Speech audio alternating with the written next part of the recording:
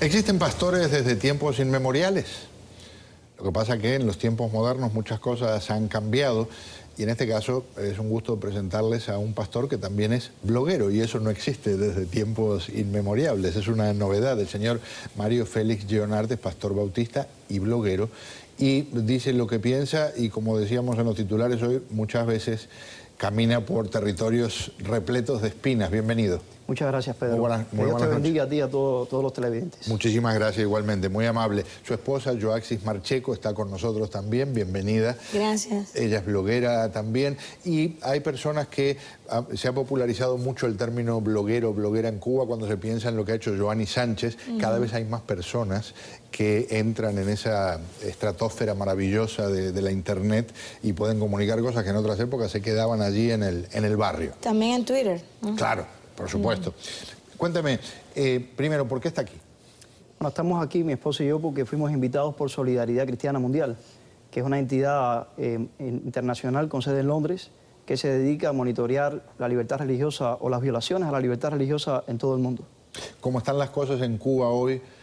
¿Hay más libertad religiosa ganada a codazos de pastores y de fieles? ¿O está igual la represión o está peor? Bueno, yo le diría que hay un gran peligro en Cuba y es que estamos en un proceso de constantinización de la iglesia y de todas las entidades religiosas. Estos han sido los periodos más peligrosos para cualquier grupo religioso en el mundo. Cuando hemos estado bajo una persecución abierta, pues no nos hemos dejado engañar tan fácilmente como cuando los regímenes, los reyes, los gobiernos tratan de sonsacarnos y tratan de engañarnos. ¿Ha habido intentos de acercamiento de alguna forma de parte del régimen o el dejar correr un poco esa rienda que en algún momento mantuvieron férreamente para que hubiera derecho a la expresión? Sí, hubo un cambio en Cuba trascendental a principios de los 90, donde la Constitución cubana dejó de declararse atea para llamarse laica. Pero esto, a nuestro juicio, fue una estratagema del gobierno, del régimen, porque nosotros siempre hemos sido el opio para él. Lo que quisieron destruirnos primero y ahora quieren utilizarnos. La religión, el opio de los pueblos, decía la base del marxismo. Y en la práctica, ¿cómo lo ve usted? Cuénteme cómo siente lo que es lo cotidiano en la Cuba en la que usted está, los dos fresquitos, recién llegados. Bueno, hay una cosa interesante y es la existencia de la Oficina de Atención a los Asuntos Religiosos en Cuba, que es una oficina que pertenece al Partido Comunista de Cuba. Y esta oficina pues es la que tiene que ver con todo lo que se mueve dentro del ámbito religioso. No hay permiso, no hay nada que tenga que ver con las iglesias que esta oficina nos rija. Así que a partir de ahí yo pienso que todo lo demás está totalmente opacado. O sea, la libertad religiosa en Cuba no es tan real. ¿Hay miedo de los fieles? ¿Hay más flexibilidad en términos de animarse a hacer cosas? ¿O es más a ver qué hace el pastor y ahí vemos qué hacemos nosotros? Yo creo que sí. Yo creo que depende mucho de lo que los pastores le enseñemos a las ovejas.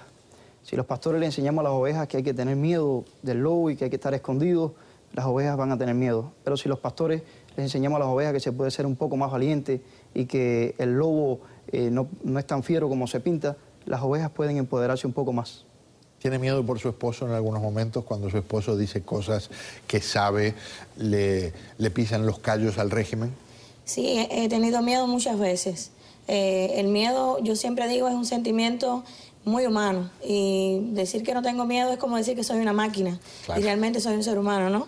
Pero igual el miedo se puede dominar y se puede manejar. Es que hace mucho tiempo leí por ahí, me parece genial, ¿no? Que ser valiente no es no tener miedo, sino aprender a dominar el miedo y llevarlo a la práctica. ¿A usted le ha tocado enfrentarse a situaciones en las que dice algo y mantiene la libertad y también dice algo y termina preso? Y le ha tocado en unas cuantas circunstancias, por lo menos casi media docena de veces ha estado ya preso. Bueno, en unas cuantas ocasiones tengo que reconocer que no he pasado de 24 horas. Bueno, excepto una ocasión, que pasé en el primer aniversario de la muerte de Orlando Zapata Tamayo, estuve 26 horas detenido. Pero igual, han sido... Estar preso, por decir lo que uno piensa, sea un minuto, o sea un mes, o sea un año. Sobre todo cuando uno no tiene constancia de eso. Han sido, yo diría que secuestros, porque yo no tengo un papel para probarle a usted que he estado preso. Han sido civiles que me han capturado en autos con matrícula privada y me han llevado a estos lugares. Pero yo no puedo probarlo, por lo tanto es más vil todavía. Claro, pero cuando ocurre un episodio de estos, descríbanos algo de lo que a usted le haya impresionado más en términos de lo que vivió en el episodio que usted elija de las veces que lo detuvieron o lo secuestraron. Bueno, mira, la primera vez que me secuestraron, yo estaba en La Habana, en una actividad religiosa, pero coincidía con un té literario en el primer aniversario de la muerte de Orlando Zapata Tamayo. Y yo iba por una calle y por esa calle iban dos damas de blanco que iban hacia su té literario. En mi presencia fueron a detenerlas y yo me interpuse, las defendí y terminé también siendo secuestrado. Lo que más me impresionó fue que una de esas damas de blanco pues recitó el Padre Nuestro y es la vez que más me ha emocionado escuchar esa oración porque la escena como que se congeló y los represores se detuvieron mientras ella recitó el Padre Nuestro. Se hizo un silencio total y los represores cuando ella dijo amén fue que se abalanzaron sobre ella y sobre mí también. Cuando le ha tocado a él estar en esas circunstancias, ¿qué ha pasado con usted? Bueno, siempre he sentido mucha indignación, porque creo que, tal y como usted decía ahorita, cuando se le privan de derechos a un ser humano de poderse expresar o de poder pensar, pues para mí eso es algo grave. O sea, un sistema que puede llegar a encarcelar a los seres humanos sencillamente por pensar diferente a la política o al modo de pensar de ese sistema, pues para mí eso es macabro, ¿no? Y entonces yo pienso que ahí está precisamente el hecho de que yo pueda superar el miedo, porque entonces el miedo es sustituido por la indignación y eso me levanta, ¿no? Y me da valentía. Permítame hacer unas cuentas. ¿Cómo cuántos habitantes hay donde viven ustedes? Bueno, el poblado donde vivimos, que se llama Tahuayabón, tiene un nombre indígena, tiene alrededor de 4.000 habitantes aproximadamente. ¿Cuántas personas van a su iglesia? Bueno, debo reconocer que es una cantidad ínfima para lo que pensamos. Cuando tenemos actividades grandes, logramos reunir cerca de un centenar de personas. ¿Y en condiciones normales qué? ¿50, 60? 40, 50. Bueno, fíjese qué interesante la aritmética aplicada a estas circunstancias.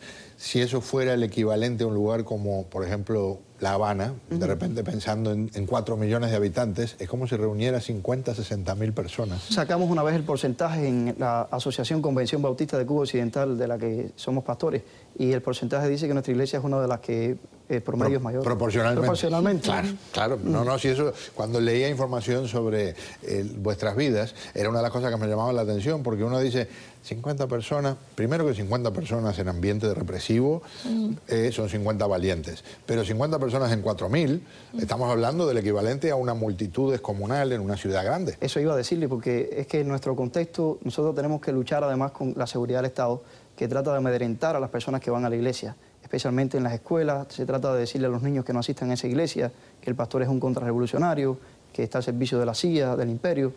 O sea, que las personas que logran ir a la iglesia están haciendo un acto de valentía, hay que reconocerlo. Permítame compartir con ustedes algo que mostramos al principio, de lo que ocurre en otro tipo de protesta, porque se puede protestar sentado o hablando, parado frente a una cantidad de personas en una iglesia, o se puede protestar de esta forma, como ocurrió en Perico, Matanzas, en la que allá en el fondo se ve una cantidad de gente que se quedó a escuchar y gente que a viva voz desde una azotea se comunica. ¿Cómo se siente cuando ve estas cosas? ¿Sueña con que ocurra algo similar multiplicado por pequeñas poblaciones como las que ustedes viven? ¿O cree que de la forma que se manejan las cosas, por ejemplo, en la iglesia, es un canal también válido y poderoso de protesta? Yo creo que todos los canales son válidos para protestar contra el régimen de los Castro.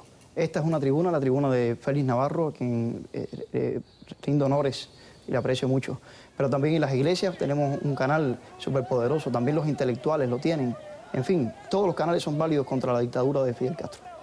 ¿Con qué Cuba sueña? Bueno, yo sueño con una Cuba libre, con una Cuba donde todos puedan pensar, expresar lo que piensan, con una Cuba próspera, con una Cuba que tenga prosperidad no solo económica, sino también prosperidad social. Lamentablemente mi país es un país en ruinas, es un país tristemente enfermo, y yo sueño con una Cuba sana, con una Cuba saludable desde todos los puntos de vista, y creo que ese sueño solo se va a hacer realidad a partir del momento en que la dictadura que la desgobierna cese. ¿Cómo se llama su blog? Mi blog se llama Isla Interior. ¿Qué es lo más reciente que ha escrito? ¿Sobre qué escribió? Bueno, escribí sobre las salas nautas ya hace un tiempo, porque realmente soy más tuitera que bloguera. Me gusta más Twitter porque es más, inmediato, más rápido, y entonces desde mi contexto pues me es más útil, ¿no? ¿No le hace sentir incómoda que de repente digan, les presentamos ahora a la señora tuitera? No. ¿Verdad? Porque son estas expresiones nuevas, ¿verdad? De bloguero, tuitero. ¿Su blog cómo se llama? Cubano Confesante. ¿Y en Cubano Confesante qué escribe? Bueno, escribo todo lo que me sale del alma. Y te cuento además que lo que más me animó a escribir Cubano Confesante fue una declaración del Consejo de Iglesias de Cuba hace algunos años ya, cuando el Consejo de Iglesias de Cuba pidió que todos los ciudadanos de buena voluntad, integrantes o no del Consejo de Iglesias, pues abrieran blogs, cuentas en Twitter, Facebook, que abrieran un espacio independiente a los grandes consorcios internacionales, los grandes monopolios de la información. Y yo entonces dije, bueno, si el Consejo de Iglesias está diciendo esto y se lo han publicado en el Juventud Rebelde, pues ¿quién me va a decir que no puedo abrir un blog? Y entonces en mi primer post se tituló, aquí está Cubano Confesante. Pero dije, si voy a hablar de los desmanes que se cometen en el mundo, tengo que empezar por la sala de mi casa. Y cuando habla de lo que pasa en la sala de su casa, ¿qué ocurre? La cosa está bien fuerte en la sala de nuestra casa. La misión de un pastor que se tome bien en serio su trabajo pastoral en medio de un país donde vemos que hay una situación que se puede ir de control, pues creo que es una misión muy importante, porque nosotros estamos para ser mensajeros de reconciliación. Yo no quisiera que Cuba, el gran conflicto que hay, se solucionara con violencia. Quisiera que todo cambiara, pero de un modo pacífico. Y se lo digo muchas veces a personas que tratan de contraponerme contra personas del propio pueblo que de alguna forma han servido a la dictadura como informantes. O yo digo, mira, tal vez el día de mañana yo tengo que ser el defensor de esa gente y voy a defenderlos y voy a cubrirlos, porque para ellos también soy pastor. Un gran gusto tenerlos aquí. Les pido que sigamos en contacto. Les deseo lo mejor de todo corazón. Gracias, el gusto es nuestro realmente. Dios te bendiga, Pedro. Igualmente a ambos y a todos los que estén en contacto con ustedes. Muy, pero muy amable. Y a todos los que defiendan la libertad, el derecho a decir lo que sientan. Así es. Vamos a un paréntesis, damas y caballeros. Vamos a explorar el territorio de lo que ha pasado en Nairobi, la capital de Kenia, y les vamos a contar algunas historias fascinantes, como la de un pequeño, la de un niño que se enfrentó a los terroristas cuando le dieron un balazo a su madre y le dijo, ustedes son hombres muy malos. Increíblemente, el terrorista le pidió perdón y no los mató.